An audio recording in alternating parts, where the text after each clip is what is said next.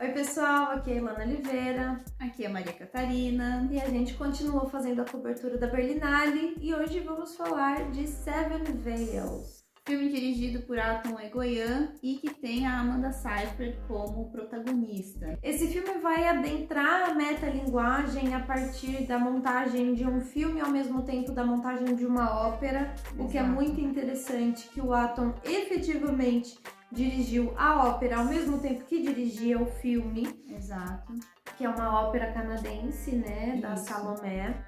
E é uma peça muito famosa, escrita pelo Oscar Wilde, né? Exato. E aqui a personagem, o argumento principal é acompanhar essa personagem da Amanda Seyfried nessa remontagem, na versão dela, né? Querendo dar uma personalidade para essa peça, que foi uma peça dirigida pelo pai dela anteriormente, né? Então a gente vai acompanhar esse processo da desmontagem da peça dessa maneira, eu diria que multilinguagens aqui, tem um pouco da metalinguagem, e também a gente vai ver aqui a ópera, a gente vai ver aqui o podcast, a gente vai ver aqui as redes sociais, enfim, o próprio teatro, né?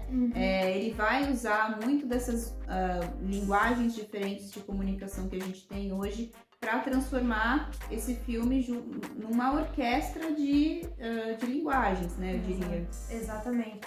É muito interessante porque, para quem está familiarizado com a história da Salomé, é uma história originalmente bíblica, né, onde uma mulher é apaixonada por João Batista, a Salomé é apaixonada por João Batista, ela é uma princesa, mas o João Batista nunca olha para ela. E no fim das contas, ela manda cortar a cabeça dele para poder beijar os lábios de João Batista. E isso não é um spoiler, porque, como eu já disse aqui, é uma história bíblica e não é efetivamente a história central do filme, né? A história da Salomé, com todas essas nuances bem polêmicas que vão, obviamente, permear também indiretamente a história da personagem da Amanda Seyfried. Aqui o interessante é conseguir mergulhar nesse momento dessa pessoa, no momento onde ela está face a todas as dificuldades que ela enfrentou ao longo da vida dela e daquelas que ela está enfrentando agora, efetivamente, dentro do casamento dela, com a filha dela, enfim, ou pela falta de liberdade artística que ela vai perceber ter dentro dessa obra. Acho que foi uma das melhores interpretações que eu vi dela, assim, de transmitir uma certa... densa não é a palavra, mas uma certa tensão a todo momento, né? A gente não sabe...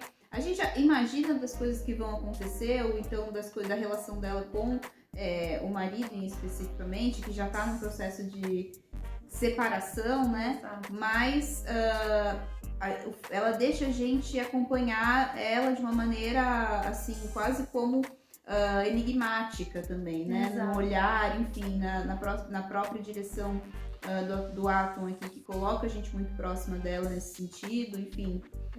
E uma coisa muito interessante também desse filme é que em nenhum momento ele vai fazer como se fosse central as coisas que a gente não sabe sobre essa atriz. A gente consegue imaginar o que vai acontecer, o que já aconteceu, a gente consegue prever o que vai ser feito, mas aqui a questão não é efetivamente esse conhecimento, é o que a gente vai desprender da realidade dela e como ela age face a essas situações. Então, é uma bela interpretação da Amanda Seyfried. Eu acho que o elenco de base também tá muito bem, mas aqui ela brilha.